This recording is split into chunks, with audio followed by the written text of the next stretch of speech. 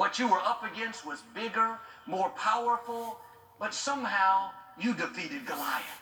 Somehow you got the compact center. That sickness should have been the end, but the door opened of its own accord. Somehow you got well. You weren't qualified for that position. Looked like you were stuck in your career, but the door opened of its own accord. The promotion came to you. Or maybe you've tried to break the addiction and haven't been able to. It looks like that's your destiny. No, that door is about to open of its own accord.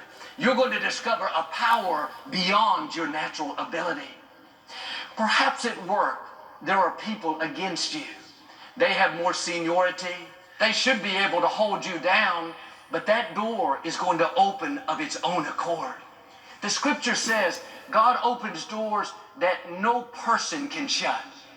That means even if people don't like you, even if they do their best to discredit you, like Herod, they may be in charge. They decide whether you get the promotion, the scholarship, the loan. Don't worry, they don't have the final say. There are doors God has already ordained for you to open of their own accord. Here Herod had 18 soldiers specifically assigned to hold Peter back. Here's the key. You and God are a majority. What He has destined for your life will override anyone or anything trying to stop you. Bottom line, God is your doorkeeper. Not your boss, not your banker, not your neighbor, not your opponent. They may shut the door, but God can walk through it. He doesn't have to open it. He may not do it a traditional way.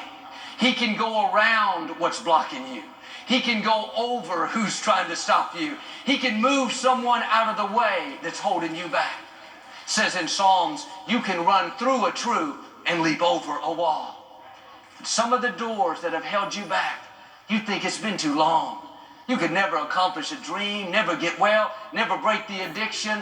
No, those doors are about to open of their own accord. Things happen that you never dreamed would happen. I talked to a man recently.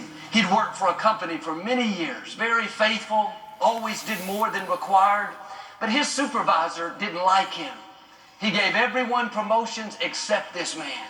He would leave him out of important meetings, always trying to discredit him and make him look bad.